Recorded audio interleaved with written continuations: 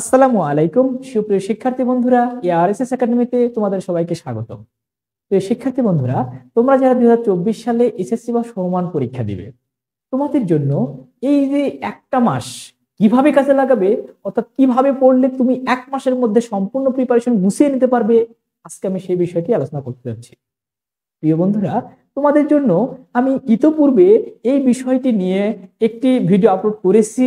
সেখানে আমি বলেছি, অর্থাৎ কমন যে সাবজেক্টগুলো, বাংলা ইংরেজি সহ কমন যে সাবজেক্টগুলো, সেগুলো আমি সেখানে আলোচনা করেছি। আজকে আমি তোমাদের জন্য আলোচনা করব বিজ্ঞান বিভাগের যে সাবজেক্টগুলো সেগুলো নিয়ে আলোচনা করব। বিজ্ঞান বিভাগের যে সাবজেক্টগুলো তোমাদের জন্য আছে, সেই বিষয়গুলো তোমরা এই একটা মাসের মধ্যে কিভাবে পড়বে, অর্থাৎ কিভাবে প্রস্তুতি নিলে খুব সহজে অল্প সময়ে একটা গুছিয়ে প্রিপারেশন নিতে পারবে, যাদের প্রিপারেশন মোটামুটি। শিক্ষার্থী বন্ধুরা, তাই অবশ্যই ভিডিওটি না টেনে সম্পূর্ণ দেখো। তবে তোমাদের কাছে একটা রিকোয়েস্ট থাকবে, তোমরা যারা আমার চ্যানেলে নতুন অথবা চ্যানেলটিকে সাবস্ক্রাইব করোনি, তাদের কাছে রিকোয়েস্ট থাকবে অবশ্যই চ্যানেলটিকে সাবস্ক্রাইব করে বেল নোটিফিকেশন অন করে রাখবে।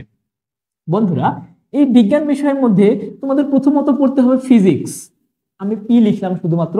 এরপর তোমাদের পড়তে হবে কেমিস্ট্রি, তোমরা যারা বিজ্ঞানে আসো। এরপর তোমাদের পড়তে হবে কি বায়োলজি, আমি বায়োলজিকে বিদায় প্রকাশ করলাম। এরপর তোমরা অনেকের আছে হচ্ছে হায়ার ম্যাথ, আবার অনেকের থাকে হচ্ছে এগ্রিকালচারাল। এখন দেখো বন্ধুরা, আমি তোমাদের বলেছিলাম যে আমি গণিত বিষয়টিকে বিজ্ঞানের সাথে আলোচনা করব। তোমাদের সাধারণ গণিত অর্থাৎ সাধারণ গণিত বিষয়টিকেও আমি বিজ্ঞানের সঙ্গে আলোচনা করছি। এখন দেখো, আজকে তোমাদের এই বিষয়গুলো কিভাবে পড়লে অল্প সময়ে ভালো ফলাফল করতে পারবে, গুছিয়ে প্রিপারেশন নিতে পারবে। বন্ধুরা, এর জন্য আমি তোমাদেরকে প্রথমত বলবো, যদি আমি ফিজিক্সের কথা বলি, ফিজিক্সের জন্য তোমরা কি করবে, প্রথমত তোমাদেরকে এটুকু জানতে হবে যে ফিজিক্সের কোন অধ্যায়গুলো সৃজনশীল প্রশ্নের জন্য গুরুত্বপূর্ণ। তোমরা জানো যে ফিজিক্সের জন্য তোমাদের 50 মার্ক হচ্ছে লিখিত, অর্থাৎ 50 মার্ক হচ্ছে সিকিউ। এরপর তোমাদের 25 মার্ক হচ্ছে এমসিকিউ। এরপর তোমাদের থাকতেছে কি, আর 25 মার্ক হচ্ছে প্র্যাকটিক্যাল। এবার খেয়াল করো বন্ধুরা, এই যে 50 মার্ক 25 মার্ক, এই 25 মার্ক তোমরা কিন্তু খুব সহজেই 25 পেয়ে যাবে। এটা তোমাদের শিক্ষা প্রতিষ্ঠান থেকে তোমাদের যে শিক্ষকরা থাকবে, যদিও এটা আসলে সেন্টার কর্তৃক যে সেন্টারে পরীক্ষা দিবে, কিন্তু তোমাদের স্কুল থেকে শিক্ষকরা এটা কন্টাক্ট করেই তোমাদের আসলে এটা 25 প্রায় নিয়ে দেয়। অর্থাৎ 25 না পেলেও তুমি এটাতে সর্বনিম্ন হলেও 22 পাবা, মিনিমাম 22 পাবা।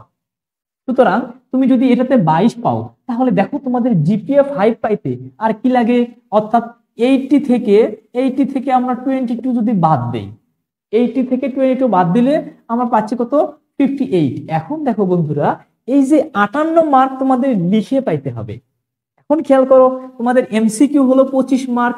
এই 25 মার্কের জন্য তোমাদের ন্যূনতম টার্গেট নিতে হবে যে এই জায়গাতে যেন তুমি কমপক্ষে 20 প্লাস পেতে পারো, অর্থাৎ 20-এর একটু বেশি পেতে পারো, হয়তো 21 বা 22 এরকম পেতে পারো। তবে 20 কিন্তু বাদ দেওয়া যাবে না। তাহলে 20 তুমি কিভাবে পাবে, এই 20 পাওয়ার জন্য তোমাকে কমপক্ষে কি করতে হবে, যে বিগত বছরগুলোতে তোমরা একটা জিনিস মনে রাখবা, যে তোমরাই কিন্তু এবার প্রথম ব্যাচ যারা ফুল সিলেবাসে পরীক্ষা দিচ্ছ। তাই তোমাদের উচিত হবে বিগত বোর্ড প্রশ্নগুলো, যে অধ্যায়গুলো শর্ট সিলেবাসের মধ্যে অন্তর্ভুক্ত ছিল না, সেই অধ্যায়গুলোর সর্বশেষ 2020 সাল পর্যন্ত প্রশ্ন পাবে। অর্থাৎ তোমরা বোর্ড প্রশ্নগুলো একটু বুঝে বুঝে সমাধান করবে। মনে রাখবা, সাধারণত যেগুলো তোমাদের শর্ট সিলেবাসে ছিল না, সেগুলোর ক্ষেত্রে পড়বে হচ্ছে 15 পেতে পারো অথবা 16 পেতে পারো, এই দুটার যে কোনো একটা। এটা থেকে কোনটা পড়বে, এটা থেকে 20 পর্যন্ত পড়বে। খেয়াল করো, যে অধ্যায়গুলো কিন্তু শর্ট সিলেবাসের বাহিরে ছিল সেই অধ্যায়গুলোর জন্য, আর যে অধ্যায়গুলো শর্ট সিলেবাসের মধ্যে ছিল সেগুলোর জন্য কি করবে, তোমাদের 17 থেকে 23 পর্যন্ত, 17 থেকে 23 পর্যন্ত যদি প্রশ্নগুলো বুঝে বুঝে সমাধান করতে পারো। অর্থাৎ বিজ্ঞানের প্রশ্নগুলো কেমন, একটা যদি ম্যাথমেটিক্যাল টার্ম চলে আসে, তাহলে কি করবে, ওই ম্যাথমেটিক্যাল টার্মটা আসলে কিভাবে হলো, কোন সূত্র প্রয়োগ করে হলো, কোন জিনিসটা চাইলো, কোন প্রশ্নে কোন জিনিস চাইলো, কোন সূত্র প্রয়োগ করলে। এটা যদি বুঝে বুঝে করতে পারো, দেখবে বন্ধুরা কি হয়, এই জায়গাতে কিন্তু সিমিলার সিমিলার রিপিট হয়, হুবহু রিপিট হয় না। কি হয়, একই প্রশ্ন শুধু সংখ্যা চেঞ্জ করে দিয়ে চলে আসে। মনে রাখবে বিজ্ঞানের এমসিকিউ গুলো ম্যাক্সিমাম গুলোই তুমি হুবহু কমন পাবে। আসলে এই হুবহু মানে হচ্ছে তোমার শুধুমাত্র সংখ্যা চেঞ্জ, শুধুমাত্র সংখ্যা চেঞ্জ, একই টাইপের প্রশ্ন বারবার চলে আসে। তাই এবার তোমাদের কি করতে হবে, শুধু ওই অঙ্কগুলোকে একটু বুঝে বুঝে সমাধান করবে। বুঝে বুঝে সমাধান করতে গেলে কিন্তু খুব বেশি পড়তে হবে না। দেখবা যে তোমাদের সাপ্লিমেন্টে খুব সম্ভবত 100, 150 বা 200 মতো করে এমসিকিউ আছে পার অধ্যায়ে। প্রতিটা অধ্যায়ে যদি 100 বা 150 করে থাকে, এই 150টা এমসিকিউ তুমি যদি বুঝে বুঝে সমাধান করতে পারো, যদি বুঝে বুঝে সমাধান করতে পারো, আমি কথাটা কিন্তু আবারও বলছি, বুঝে বুঝে সমাধান করলে দেখবে যে তোমাদের ওই অধ্যায় নিয়ে আর কিচ্ছু থাকবে না। তাই তোমাদেরকে প্রথম কাজ হচ্ছে ওই যে বুঝে বুঝে ওই 100 বা 150টা এমসিকিউ সমাধান করবা। এরপরে সৃজনশীলের জন্য কি করতে হবে, প্রত্যেকটা অধ্যায়ে কিছু মাদার টপিক থাকবে, কিছু মাদার টপিক। দেখবা যে একটা অধ্যায়ে হাইস্ট হলে 3 থেকে 4টা, সর্বোচ্চ 3 থেকে 4টা টপিক থাকবে, এর ঊর্ধ্বে থাকবেই না।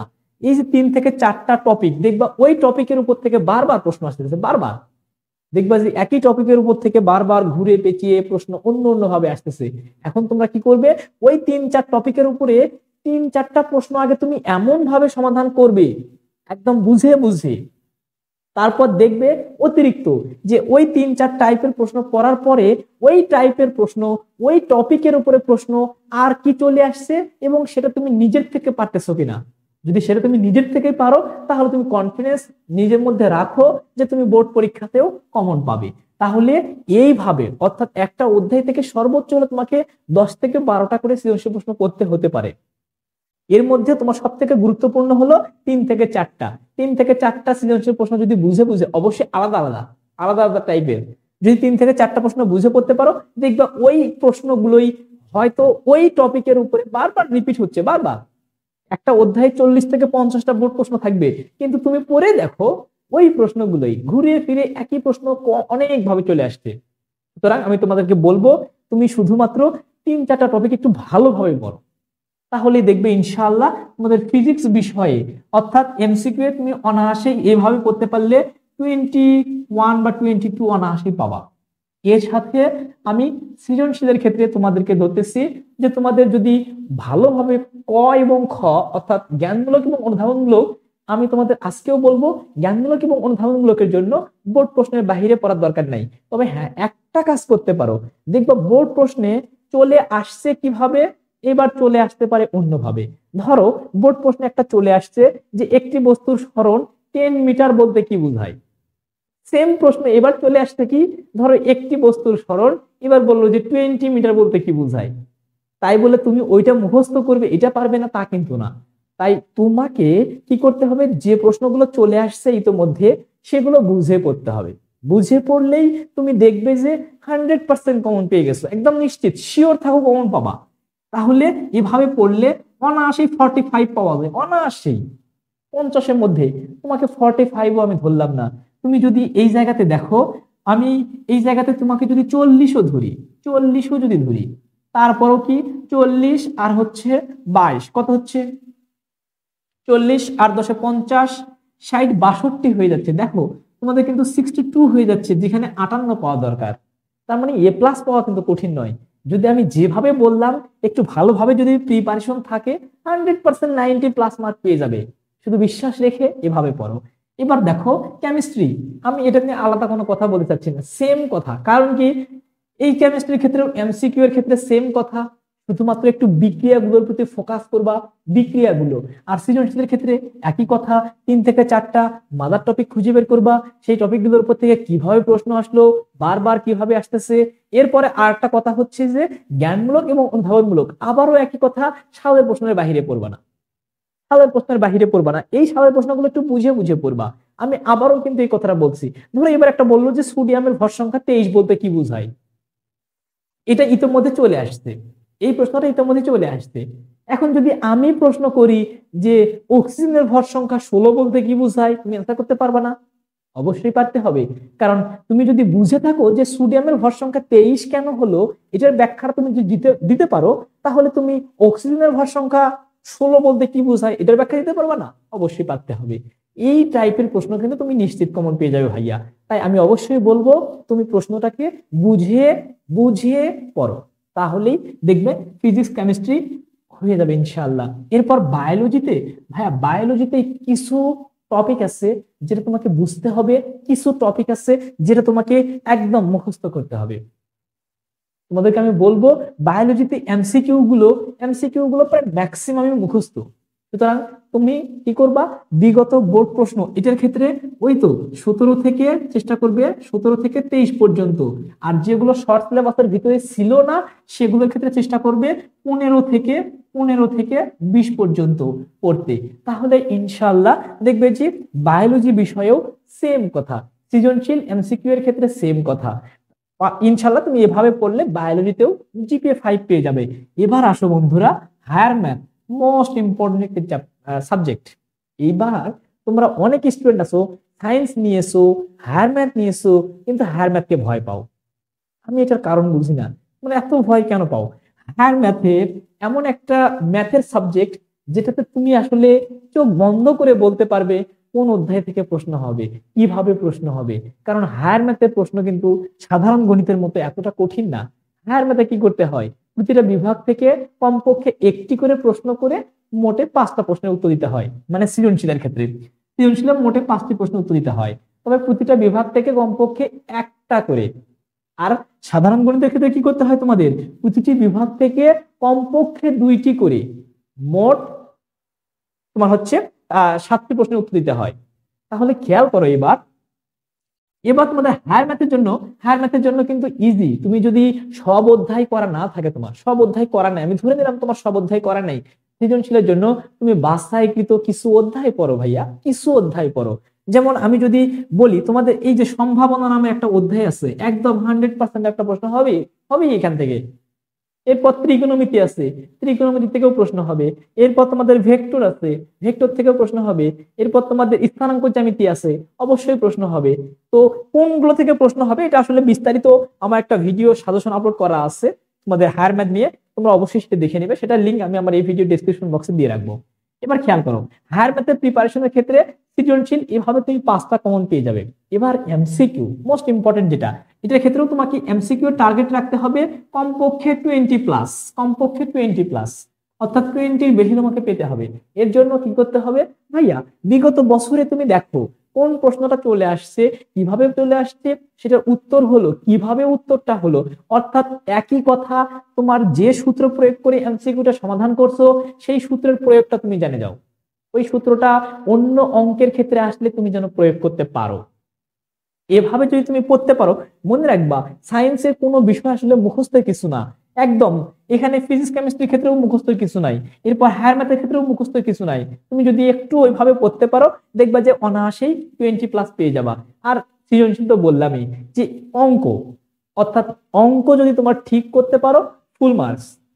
কিন্তু একটা জিনিস খেয়াল করতে হবে, ঠিক করতে হবে, যদি ঠিক না করো তাহলে কিন্তু 0 মার্ক। সুতরাং অবশ্যই ঠিক করতে হবে, অঙ্ক ঠিক করলেই ফুল মার্কস পেয়ে যাবে। এখানে এমন অনেক স্টুডেন্ট আছে 50-এ 50 পেয়ে যায়, এমসিকিউ 50-এ 50, সরি সৃজনশীলে 50-এ 50 পেয়ে যায়, সম্ভব, অসম্ভবে কিছু নাই। ক নাম্বারে আসে কি একটা অঙ্ক, ছোট অঙ্ক করলে 2 মার্ক, খ নাম্বারে আসে একটা বড় অঙ্ক করলেই 4 মার্ক, গ নাম্বারে একটা বড় অঙ্ক করলেই 4 মার্ক। অর্থাৎ অঙ্কের ক্ষেত্রে কোথায় মার্ক কাটবে, কোনো সুযোগ নাই যদি অঙ্ক সঠিক করতে পারো। তাহলে দেখবে যে এই সাবজেক্ট গুলোতে অনায়াসি 99, 100 পেয়ে যায়, অনেক স্টুডেন্ট আছে পেয়ে যায়। এই যে ফিজিক্সে আমি দেখছি আমার গতবার কয়েকটা স্টুডেন্ট আছে যারা 99 পেয়েছে, একজন স্টুডেন্ট তো 100ই পেয়েছে ফিজিক্সে, ফিজিক্স পরীক্ষাতে 100-তে 100। তাহলে বুঝো এগুলোতে কিন্তু ফুল মার্কস পাওয়া যায়। আচ্ছা এবার খেয়াল করো বন্ধুরা, এগ্রিকালচার, অনেক স্টুডেন্ট আছো যারা সায়েন্স নিয়েছো ঠিকই, কিন্তু তোমরা আসলে কৃষি শিক্ষা বিষয়টা নিয়েছো, অর্থাৎ 4th সাবজেক্ট হিসেবে কৃষি পড়তেছো তোমরা। এগ্রিকালচার এই সাবজেক্টটিতে খুব সহজে একটু ভালো করতে পারবা কি, যারা আসলে একটু গ্রাম পর্যায়ে আছো তারা অনেক কিছুই কিন্তু এই বইয়ের সঙ্গে বাস্তব জীবনে জড়িত। যারা শহর পর্যায়ে আছো তাদের জন্য একটু কষ্টকর হয়, কিন্তু যারা গ্রামীণ পর্যায়ে আছো তারা দেখবে প্রায় 80% স্টুডেন্ট তোমরা এগ্রিকালচারের অনেক কিছু জানো, কারণ তোমাদের বাসা বাড়িতেই বাবা মারা এগুলো করতেছে, তোমরা দেখতেছো, চাক্ষুষ দেখতেছো, যার ফলে তোমাদের জন্য এগ্রিকালচার বিষয়টা একটু সহজ হয়ে যায়। আর যারা একটু শহর পর্যায়ে আসো বা এগুলো তোমাদের চোখে খুব একটা পড়ে না, তারা কি করবা, প্রথমত এই বিষয়টি থেকে কিছু অধ্যায় একটু সিলেকশন করে নেবা। আমি তোমাদেরকে বলেছিলাম মাত্র 4টা অধ্যায় সিলেকশন করে দিতে, অর্থাৎ এই যে এগ্রিকালচার বিষয়ের উপর আমার একটা ভিডিও আপলোড করা আছে, সেখানে মাত্র 4টা অধ্যায় দেওয়া আছে, তোমরা অবশ্যই সেটা দেখে নিবে। ইনশাআল্লাহ এগ্রিকালচার বিষয়ে তোমাদের কোনো সমস্যা থাকবে না। তবে একটা কথা হচ্ছে, এগ্রিকালচার বিষয়ের এমসিকিউ ভালো করবার জন্য একটা উপায়, সেটা হচ্ছে যে বোর্ড বইটা ভালোভাবে পড়তে হবে। কমপক্ষে একবার হলেও তোমাকে বোর্ড বইটা রিডিং দিতে হবে। আমি জানি তোমার মনে থাকবে না, কিন্তু অন্তত একবার রিডিং দাও। তুমি রিডিং দেয়া শেষে তুমি যখন গাইড বা সাপ্লিমেন্ট বা টেস্ট পেপার থেকে প্রশ্নগুলো পড়বা, দেখবা যে তোমাদের মনে হবে আমি এটা পড়ছি। যখন মনে হবে পড়ছি, এটাই অনেক কিছু। এভাবে তুমি দেখবে খুব সহজে মুখস্থ করতে পারবা। এমসিকিউ গুলো ভালোভাবে মুখস্থ করলেই দেখবা এগ্রিকালচার বিষয়টিতে খুব সহজে পেয়ে যাবা। আর এগুলোর ক্ষেত্রে তো সবগুলোতেই প্র্যাকটিক্যাল মার্ক আছে। প্র্যাকটিক্যাল মার্ক প্রায় 25-25 পাওয়া, তুমি একদম নিশ্চিত 25 দিয়ে দিবে স্কুল থেকে। এখন কথা হচ্ছে ভাইয়া, সায়েন্স আর্টস কমার্স সবার জন্য এটা হচ্ছে কি ম্যাথ। এই ম্যাথ বিষয়টা সায়েন্সের স্টুডেন্টের জন্য আছে, কমার্সের স্টুডেন্টের জন্য আছে, আর্টসের স্টুডেন্টের জন্য আছে। এখন এই বিষয়টিতে তোমাদের ভালো করতে হলে এটা কিন্তু হায়ার ম্যাথের মতো এতটা ব্যাপার না, এতটা ইজি ব্যাপার না। হায়ার ম্যাথে এই অল্প পড়েও, সিস্টেম ওয়াইজ অল্প পড়েও এ প্লাস পাওয়া যায়, কিন্তু ম্যাথ বিষয়টিতে এ প্লাস পাইতে হলে তোমাকে ভালো করতে হবে, ভালো জানতে হবে। কিভাবে করবে দেখো, এই যে ম্যাথ বিষয়টি থেকে তোমাদের প্রথমত আমি বলবো যে তোমার 17 নম্বর অধ্যায়টা একটু বেশি মনোযোগ দিয়ে ভালোভাবে করো। 17 নম্বর অধ্যায় পরিসংখ্যান, এখান থেকে তোমাকে একটা সৃজনশীল কমন পেয়ে যাবা, একদম নিশ্চিত একটা সৃজনশীল কমন পেয়ে যাবা। এরপর তুমি যদি দূরত্ব এবং উচ্চতা করো, অর্থাৎ সম্ভবত 10ম অধ্যায়টা, দূরত্ব এবং উচ্চতা যদি তুমি কমপ্লিট করতে পারো, ত্রিকোণমিতির একটা অধ্যায়, এখান থেকে তুমি একটা সৃজনশীল প্রশ্ন কমন পেয়ে যাবা। এরপর তুমি যদি ত্রিকোণমিতি ভালো পারো, তাহলে ত্রিকোণমিতি করো, অথবা তুমি যদি পরিমিতি ভালো পারো, তাহলে পরিমিতি করো। তাহলে দেখবে যে এখান থেকে তুমি কমপক্ষে 3টা সৃজনশীল কমন পেয়ে যাচ্ছ। এরপর তোমাদের জ্যামিতির ক্ষেত্রে দেখবে যে বৃত্ত রিলেটেড একটা প্রশ্ন প্রায় এসে থাকে, বৃত্ত পড়বে। এরপর ত্রিভুজ রিলেটেড একটা প্রশ্ন প্রায় এসে থাকে, এগুলো একটু ভালোভাবে পড়বে, দেখবে যে খুব সহজেই পেয়ে যাবা। কিন্তু কথা হচ্ছে ভাইয়া, একটু সিস্টেম ওয়াইজ তোমাকে পড়তে হবে। সম্পূর্ণ বই পড়েই যে এ প্লাস পাবা, বিষয়টা কিন্তু এমন নয়। এ প্লাস পাইতে হলে সম্পূর্ণ বই পড়তে হয় না। তবে হ্যাঁ, এমসিকিউ এর জন্য তোমাদের পড়তে হবে। তাহলে আমি কি করব, আমি তোমাদেরকে বলবো প্রথমত তুমি কিছু ইম্পর্টেন্ট অধ্যায় সিলেকশন করে নাও। সেই ইম্পর্টেন্ট অধ্যায়গুলো থেকে তোমাকে ম্যাথ করতে হবে। তো ম্যাথের আমার ইতিমধ্যে সাজেশন ভিডিও আপলোড করা আছে, তোমরা চাইলে সেটা দেখে নিতে পারো যে কোন অধ্যায় থেকে প্রশ্ন হবে, কিভাবে প্রশ্ন হবে, সেটা নিয়ে আমার ভিডিও আপলোড করা আছে। অবশ্যই সেটার লিংক আমি আমার এই ভিডিও ডেসক্রিপশন বক্সে দিয়ে রাখবো। এবার দেখো, এভাবে ম্যাথের জন্য, আর ম্যাথ এমন একটা সাবজেক্ট ভাইয়া, এগুলো চর্চার ব্যাপার। তুমি গাইডে সমাধান দেখতেছো, অথবা টেস্ট পেপার বা সাপ্লিমেন্টের সমাধান দেখতেছো, সমাধান দেখলে তোমার মনে হবে তুমি পারবা। অনেক স্টুডেন্ট আছে কি করে জানো, এই যে অঙ্কটা দেখলো, প্রশ্ন দেখলো, দেখে উত্তরের দিকে খেয়াল করলো, হ্যাঁ উত্তর আমি তো পারতেছি, উত্তর আমি পারবো, বাদ দিয়ে গেল। একদম এই ভুল করবা না, এই ভুল তুমি কখনোই করবা না। ওই অঙ্কই তুমি নিজের মতো করে সমাধান করতে গিয়ে দেখো এমন একটা জায়গায় গিয়ে আটকে যাবে, সেখান থেকে তুমি আর সামনে এগোতে পারছো না। এই ভুলটা কখনোই করবা না। আমি তোমাকে সাজেস্ট করব তুমি ম্যাথটা করো। প্রশ্ন দেখছো, নিজের থেকে করবার চেষ্টা করো। হ্যাঁ, করতে গিয়ে কোথাও যদি থেমে যাও, সেক্ষেত্রে গাইড বই আছে, শিক্ষক আছে, যেখানে হেল্প নিতে পারো, অথবা ইউটিউবে ক্লাস পেয়ে যাবে, অ্যাভেলেবল ক্লাস পেয়ে যাবে। তাহলে এভাবে তোমাকে কিন্তু অঙ্ক করতে হবে। অঙ্ক কিন্তু প্র্যাকটিসের ব্যাপার। অঙ্ক যত বেশি প্র্যাকটিস করবা, তত অঙ্কের তোমার হচ্ছে লজিকটা ভালো আসবে, অঙ্ক ভালো এবং দ্রুত সমাধান করতে পারবা। অঙ্ক প্র্যাকটিস ছাড়া কখনোই ভালো করতে পারবা না, একেবারেই না।